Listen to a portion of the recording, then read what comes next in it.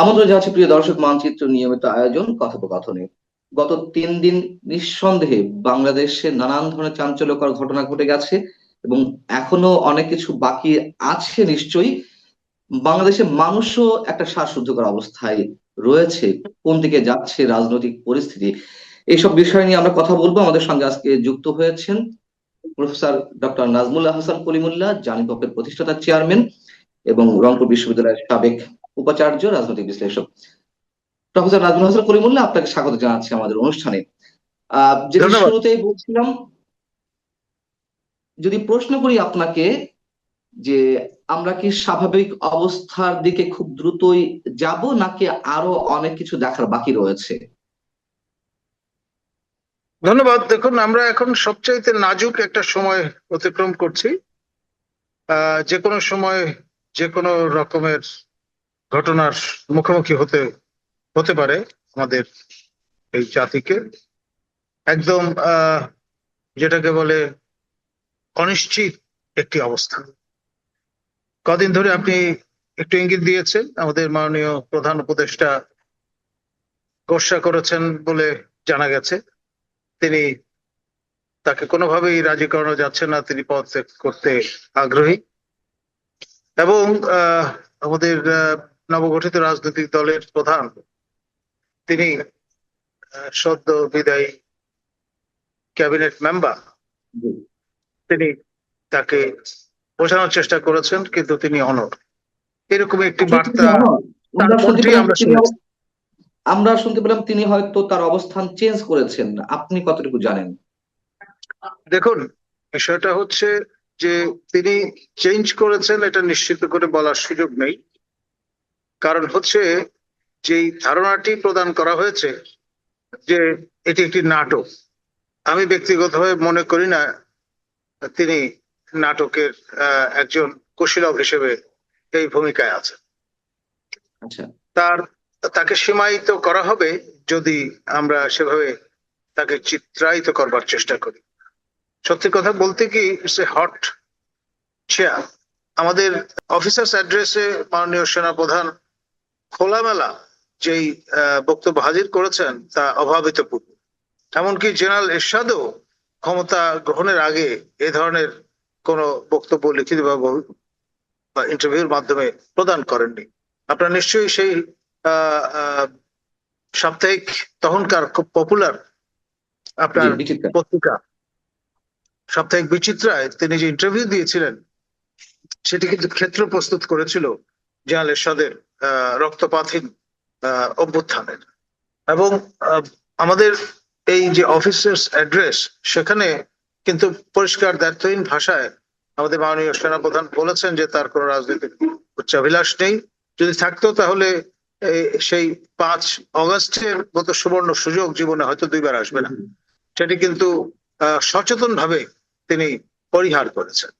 এবং তার যে উষ্মা যেটি তিনি প্রকাশ করেছেন, সেটি হচ্ছে আর্ম ফোর্সেস কে ডার্কে রেখে বা অন্ধকারে রেখে আপনার এই যে রিফর্ম এফোর্ট গুলো একটার পর একটা প্রত্যক্ষ করা যাচ্ছে, তাতে আমাদের সশস্ত্র বাহিনীর সদস্যগণকে কনসাল্ট করার কোনো সুযোগ রাখা হয়নি।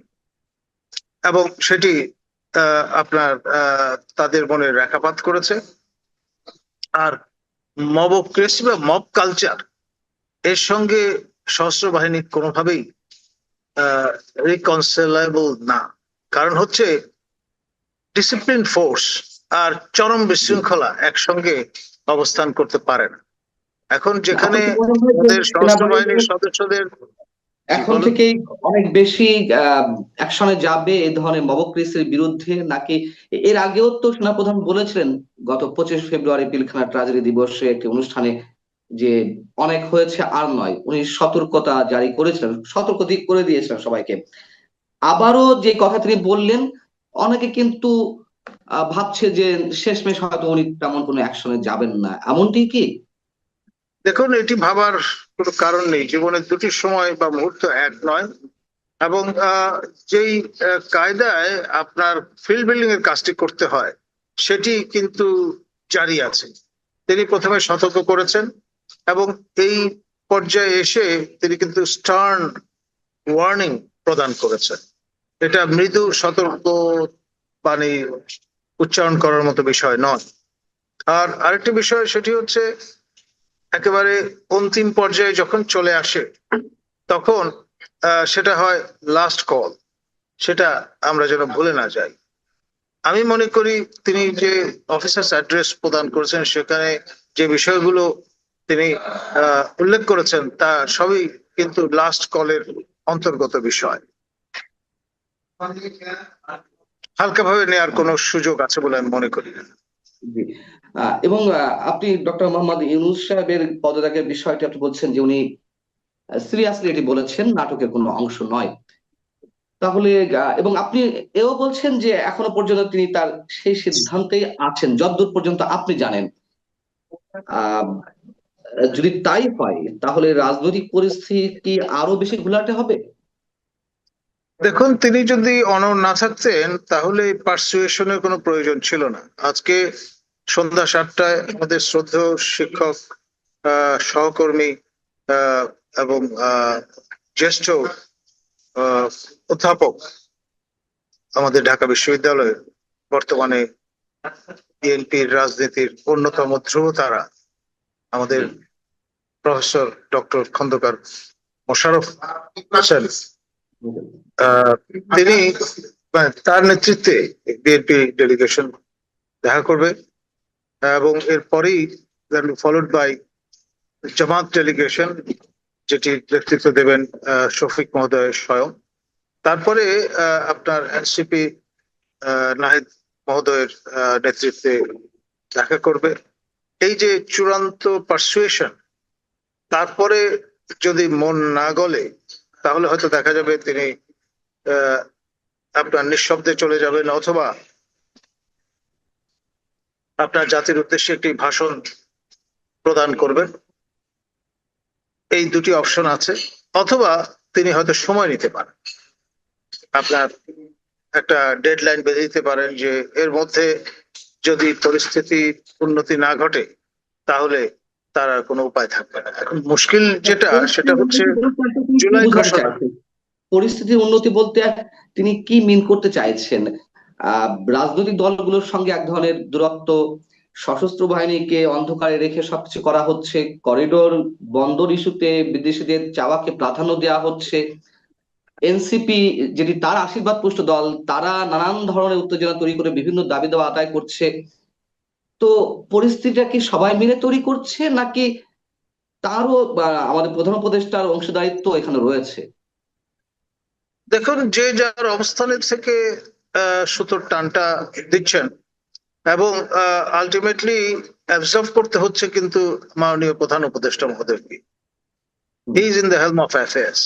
আর এখানে শক অ্যাবজর্ভার হিসেবে আপনি কতটুকু গ্রহণ করতে পারেন সেটাও তো একটা লিমিট আছে। তিনি তো রক্ত মাংসে গড়া একজন মানুষ এবং বর্ষিয়ান একজন মানুষ। কতটুকু স্ট্রেন নিতে পারবেন সেটারও তো একটা সীমা আছে। এখন ধরুন ঈদের আগে তিনি যদি চলে যান তাহলে ব্যাপারটা দাঁড়াবে এরকম, আর ঈদের পরে যদি যান তাহলে ব্যাপারটা দাঁড়াবে আরেক রকম। না, আমার প্রশ্নটা হচ্ছে যে আহ, অনেকের অভিযোগ এনসিপি কে প্রশ্রয় দিয়েছেন তিনি, আইন শৃঙ্খলা পরিস্থিতি উন্নয়নের জন্য তার টিম ভালো কাজ করেনি, এবং এগুলো তো তিনি সবকিছুই জানেন। এবং আইন শৃঙ্খলা পরিস্থিতির অজুহাতে নির্বাচন পিছিয়ে দেওয়া হতে পারে এমন একটি আশঙ্কা অনেক আগে থেকেই অনেকের মনে রয়েছে, এবং সেই জায়গা থেকে সম্ভবত সেটি তার আশীর্বাদ পুষ্ট যারা তারাই এটি করার চেষ্টা করছেন, এরকম অভিযোগ অনেকের। এবং বাস্তবতার সঙ্গে কি এই অভিযোগ বা আশঙ্কাগুলোর কোনো পার্থক্য আছে আপনি দেখতে পান? দেখুন, বাতাসে এখন যে গুজবটি ভেসে বেড়াচ্ছে সেটি হচ্ছে সারা দেশ থেকে যাদের হাতে আপনার ইলিগাল স্মল আর্মস আছে তারা রাজধানী অভিমুখে আগুয়া। এখন এই যে সম্ভাব্য কনফিগারেশন, সেটি হয়তো নতুন মাত্রা যোগ করতে পারে। আর যে গৃহযুদ্ধ প্রজেকশনের যে ব্যাপারটি আছে, সেটি হুম হুম। খুব সুচিন্তিত ভাবেই কিন্তু প্রক্ষেপণ করা হয়েছে। আমি মনে করি না এটি কথা চলে কিংবা হঠাৎ চিন্তার বশবর্তী হয়ে আমাদের মাননীয় উপদেষ্টা, যাকে মাস্টার মাইন্ড বলা হয়, তিনি এই আহ, বিষয়টি তার ফেসবুকে হাজির করেছিলেন। এখন ধরুন, আহ, এক হাতে তার তালি বাজে না। যাদের হাতে ইলিগাল স্মল আর্মস আছে আর যাদের হাতে বৈধ সর্বাধুনিক সমর উপকরণ আছে, দুই পক্ষ যদি একে অপরের দিকে বন্দুক তাক করে বসেন, তাহলে আহ, হয়তো একটি অসম যুদ্ধ হবে, কিন্তু হিট অ্যান্ড রান ট্যাকটিক ব্যবহার করলে প্রলংড একটা আপনার আনরেস্টের মধ্যে আমরা সেই চোরাবালিতে চোরা গলিতে ঢুকে পড়তে পারি, এবং তা কিন্তু জাতীয় গণ্ডিতে সীমাবদ্ধ থাকবে না, উপচে পড়তে পারে আমাদের সীমান্ত অতিক্রম করে, এবং তার ফলে একটা রিজিওনাল প্রোটেক্টেড আপনার ক্যাওটিক পরিস্থিতি তৈরি হতে পারে এই রিজিয়নে। আর অস্ত্র ব্যবসায়ীরা তো মোচে তা দিয়ে বসেই আছেন, আন্তর্জাতিক অস্ত্র ব্যবসায়ীরা। আফগানিস্তানের পরে এই অঞ্চলে যদি আরেকটি ক্ষেত্র আহ খুঁজে পাওয়া যায়, সেটি হবে তাদের জন্য কামধেনুর মতো। তাহলে আপনি বর্তমান বাস্তবতা এবং এর আগের যে 9 মাস, 9.5 মাস সবকিছু মিলিয়ে আপনি কি সে আশঙ্কার বাইরে যেতে পারছেন না যে একটা অসম যুদ্ধ বা গৃহযুদ্ধ অবশ্যম্ভাবী এরকমটাই? আপনার আমাদের মাননীয় সেনা প্রধান বিষয়গুলো আশঙ্কা করেই তার শক্ত অবস্থান জানান দিয়েছেন, কিন্তু একই সঙ্গে সীমারেখা তিনি বেঁধে দিয়েছেন, তিনি কোনো অবস্থায় ক্ষমতা গ্রহণ করবেন না, বা হুম। তার বাহিনী ক্ষমতার অংশীদার হবে না ওই অর্থে। তো ফলে আপনার সবাই তো এই লিমিটসটা জানেন, এবং সেটার সুযোগ নিয়ে আপনার যদি পরিস্থিতি একেবারেই অস্থিতিশীল করে তোলেন, তাহলে হয়তো দেখা যাবে সম্ভাব্য ক্ষেত্রে আমাদের প্রতিবেশীরা হয়তো হস্তক্ষেপ করে বসলো, দুই পক্ষই, আমাদের নিকটতম প্রতিবেশী ভারত এবং মিয়ানমার কেন্দ্রীয় সরকার। করিডোর ইস্যুতে আমরা দেখলাম যে সরকার সম্ভবত একটু পিছটান দিয়েছে এবং বন্দর বিদেশিদের হাতে পরিচালনার জন্য তুলে দেওয়া, এই বিষয়গুলো অনেকখানি ধামাচাপা পড়ে গেছে। আপনার কি মনে হয় যে যুক্তরাষ্ট্র খুব সহজে ছেড়ে দেবে বা যুক্তরাষ্ট্র সেখান থেকে সরে আসবে তাদের যে প্ল্যানিং বার্মা অ্যাক্ট নিয়ে, এবং করিডোরকে সামনে রেখে তারা মিয়ানমারে তাদের নিয়ন্ত্রণ প্রতিষ্ঠা করতে চায়, এরকম তো আলোচনা রয়েছে সবকিছু। আপনার কি মনে হয় যে যুক্তরাষ্ট্র আহ খুব সহজেই সরে যাবে? ডেফিনেটলি না। আপনার এটা তাদের গ্লোবাল এজেন্ডা, অস্ত্র বিক্রি থেকে শুরু করে রিড্রয়িং অফ দ্য ওয়ার্ল্ড ম্যাপ থেকে শুরু করে আপনার স্থায়ী ফুটহোল্ড সংস্থাপন করা থেকে শুরু করে অনেকগুলো ইস্যু এখানে যুক্ত। এখন আমাদের দীর্ঘদিন ধরে মার্কিন যুক্তরাষ্ট্রে ঠিকানা ব্যবহার করছেন এইরকম একজন ব্যক্তি এখন আমাদের মাননীয় নিরাপত্তা উপদেষ্টা হিসেবে মন্ত্রীর মর্যাদায় অধিষ্ঠিত আছেন। তিনি তার যে স্টাইল, তার মধ্য দিয়ে ম্যাকিয়াভেলির ভাষায় সপ্রমাণ করেছেন তিনি শৃগালের মতো ধূর্ত এবং সিংহের মতো সাহসী একজন পুরুষ। আরো কেউ কেউ আকবরী হয়তো বলবেন মহাপুরুষ। He can get away with anything. তো তিনি আপনার যেই প্রেস কনফারেন্সটি হাজির করেছেন আমাদের জি। শফিক মহোদয়কে পাশে রেখে, তিনি পরিষ্কার বলবার চেষ্টা করেছেন যে করিডোর নয়, চ্যানেল। এখন সিমেন্টিক্স যাই হোক না কেন, তিনি তো চোখে ধুলো দেওয়ার চেষ্টা করছেন। জি। আর সেটি করছেন এই কারণে, তিনি যেই দেশে বসবাস করতেন, যেই দেশ থেকে এসছেন ফর দ্য টাইম বিং, তার পূর্ব স্টাইল অনুসারে তিনি তো তাদের প্রতি আপনার কমিটেড, এবং তিনি যদি ডেলিভার করতে না পারেন আমাদের প্রফেসর ডক্টর ইউনুসের কাঁধে বন্দুক রেখে, তাহলে ব্যাপারটি কি দাঁড়াবে? এখন মার্কিন ডক্টর ইউনূস কাকে যুক্তরাষ্ট্র বন্দুক রাখছে এবং নাকি? এগুলো পাশ্চাত্য কিন্তু কোনো বিশ্বের জিনিস। যে স্বার্থ, জাতীয় জি। স্বার্থ, সেটি কিন্তু রক্ষিত হবে না। আর না, সিম্পলি তারা যদি ডেলিভার করতে না পারেন, আহ, তাদের হয়তো সরে যেতে হবে দৃশ্যপট থেকে। এই তারা বলতে কে, মানে শুধুমাত্র যার কথা উল্লেখ করলেন ডক্টর খলিলুর রহমান, নাকি ডক্টর মোহাম্মদ ইউনূসের নেতৃত্বে যে টিম, পুরো টিমকে? To start with Khalil Mahoday or ultimately professor Yunus, কারণ এখানে শ্রাগ অফ করার সুযোগ আছে খলিলুর রহমানকে, কারণ ইতিমধ্যে বিএনপি থেকে শুরু করে আরো অনেকেই তার পদচ্যুতি দাবি করছেন। এখন প্রফেসর ইউনূস যদি দেখেন যে তাকে স্যাক্রিফাইসিয়াল ল্যাম্প বানিয়ে আরো কিছুদিন থেকে যাওয়া যায়, তাহলে হয়তো তিনি সেটাই প্রেফার করবেন। জি, আপনি বলছিলেন যে ডক্টর মোহাম্মদ ইউনূস পদত্যাগের যে কথাটি বলেছেন সেটা সিরিয়াসলি, আবার আমরা এখন শুনতে পাচ্ছি আপনার কাছ থেকে যে আরো কিছুদিন থেকে যেতে পারে মার্কিন এজেন্ডা বাস্তবায়নের জন্য। বিষয়টা কি এরকম, এটাই বলতে চাচ্ছেন? সরল ভাবে বললে বিষয়টা হয়তো এরকম শোনা যাবে। এটি শুধু মার্কিন এজেন্ডা বলা ঠিক হবে না, এটি হবে পাশ্চাত্য যে শক্তি নিশ্চয় তাদের যে জোর, ন্যাটোর এবং প্যাকমের যে পার্সপেক্টিভ, সেই দৃষ্টিকোণ থেকে দেখাটা বেটার। তাহলে আমার প্রশ্ন, তাহলে তিনি সিরিয়াসলি পদত্যাগের কথা কেন বলছেন, যদি মার্কিন বা এই জন্য পশ্চিমা স্বার্থ বলছেন বজায় যে রাখার বিষয়? যদি তিনি ম্যানেজ করতে পারেন, অর্থাৎ আপনার খলিল মহোদয়কে ইজ আউট করে দিয়ে যদি সামাল দিতে পারেন ফর দ্য টাইম বিং, তাহলে একরকম। আর যদি দেখেন যে না, তিনি কিংবা খলিল সাহেব কিংবা আরো কাউকেও যদি শ্রাগ অফ করেন, ইজ আউট করেন, তাহলেও এটা সামাল দেওয়া যাবে না, সেরকম পরিস্থিতি দাঁড়ালে তাকে আপনার সরে যেতেই হবে। মানে মার্কিন স্বার্থ হাসিল না করতে পারলে। আপনার কি মনে হয় যে এখন কোন শক্তিগুলো বেশি খেলছে, ভারতের ইনভলভমেন্ট খেলাতে কতখানি, আর যুক্তরাষ্ট্র কতটা এগিয়ে? দেখুন, মার্কিনরাই যে ডক্ট্রিনের জন্ম দিয়েছে সেটি একটা দিশা হিসেবে কাজ করছে, মনরো ডক্ট্রিন।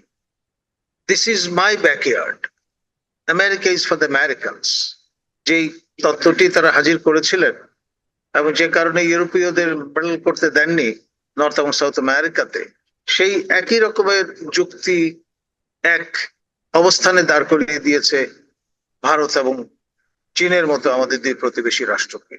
এটা তাদের উঠোন। এখানে 7 সমুদ্র 13 নদী পার হয়ে সেই ইউরোপ আমেরিকা থেকে এখানে এসে ছড়ি ঘোরাবেন লোকজন, অথবা হনুমানের ভূমিকা পালন করবেন পিঠাভাগের জন্য, সেটা তারা তাকিয়ে তাকিয়ে দেখবেন, এটা তো হতে পারে না। আর রাশিয়ানদের নিজস্ব, আমি বললাম যে ওয়ার্ল্ড ভিউ আছে, মিত্রক্ষীণ আর্কাইভ যা দিশা দেয়, সেই দৃষ্টিকোণ থেকে দেখলে আপনার এখানে তাদের ইন্টারেস্ট সেটাও কিন্তু প্রোটেক্ট করার একটা বিষয় আছে। সব মিলিয়ে আপনার কাছে জানতে চাই যে তাহলে স্বাভাবিক অবস্থায় বাংলাদেশ খুব সহসাই যাচ্ছে না, অথবা নির্বাচন অনিশ্চিত? দেখুন, এটা সিমুলেশন গেমের মতো।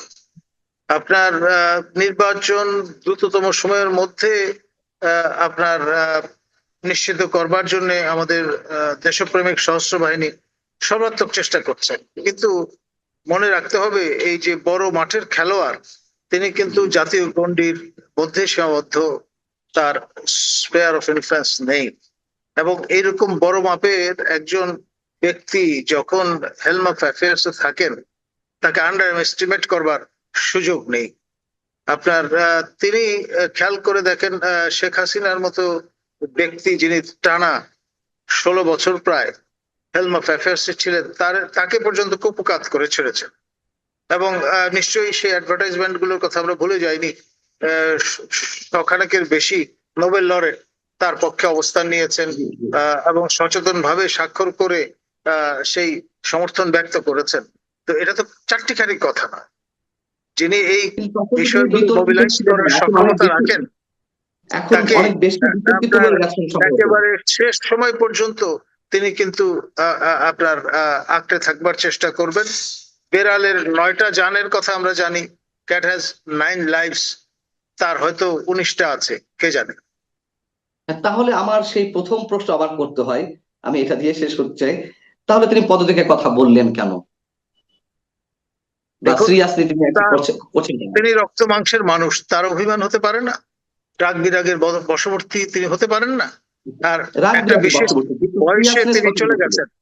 তিনি, আপনি হয়তো বলবেন তিনি শপথ ভঙ্গের কাজ করছেন, কিন্তু at the end of the day তিনি কিন্তু রক্ত মাংসের মানুষ, সেটা আমরা যেন ভুলে না যাই। টু আর ইজ হিউম্যান, মানুষ মাত্রই ভুল করে, সেরকম হয়তো হয়তো একটা ভুল করে ফেলেছেন। প্রফেসর কলিমুল্লাহ, পশ্চিমাদের পরবর্তী খেলাটা কি? আমি এটির উত্তর নিয়ে শেষ করব। দেখুন, বার্মা অ্যাক্ট সেটি কার্যকর তারা যে কোনো মূল্যে করবেন, কাম হোয়াট। এবং পথে কেউ যদি প্রতিবন্ধক হয়ে দাঁড়ান, তাকে সিম্পলি ভেসে যেতে হবে। কিন্তু আপনি নিজেই বললেন এটা চীনের উঠোন, এটা ভারতের উঠোন, তারাও তো চুপ করে বসে থাকবে না। ডেফিনেটলি। তো সেই জন্যই আপনার গৃহযুদ্ধ যদি একটা মঞ্চস্থ হয়, তাহলে অবাক হওয়ার কিছু থাকবে না। অনেক ধন্যবাদ আপনাকে আমাদেরকে সময় দেওয়ার জন্য। দর্শক, শেষ করছি। নিঃসন্দেহে বাংলাদেশ খুব স্বাভাবিক অবস্থায় নেই। সামনের দিনগুলোতে আমাদের জন্য অনেক ধরনের ঘটনা প্রবাহ অপেক্ষা করছে, তার ইঙ্গিত দিলেন প্রফেসর কলিমুল্লাহ। ভালো থাকুন সবাই। আল্লাহ হাফিজ।